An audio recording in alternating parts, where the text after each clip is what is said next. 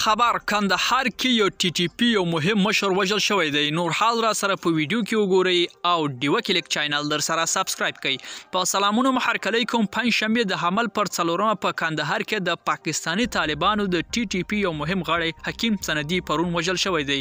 د طالبانو امنیتي سرچینو دا پیښه تایید کړي او د نامعلوم وسلوالو کار ګڼلی دی. حکیم سندي په لومړي کې د پاکستانی جنگوي لښکر ډلې غړی و، خو وروسته بیا د پاکستانی طالبانو ټي ټي پی سره یو ځای شو. سنی تر دې مخکې بیا په ننګرهار او کونړ کې لیدل شوی دی او په دغه ولایتونو کې له څو بریدونو روغ وتلی دی. د پاکستان تحریک طالبانو غړو ترڅنګ د پاکستان بلوچ آزادي غوښتونکو یو شمېر مشران هم د طالبان له واکمنېدو وروسته په افغانستان کې وژل شوي دي.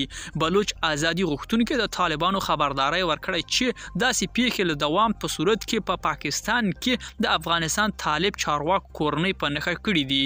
ملګرو، دا و زموږ چمتو شوی ویډیو. که ستاسو د ویډیو په اړه کوم نظر پیشنهاد لرئ، موږ سره په کومنټونو کې شریکولی شئ او د لا ښکلو ښکلو ویډیوګانو لپاره له موږ سره پاتې شئ. تر بیا ښې چارې.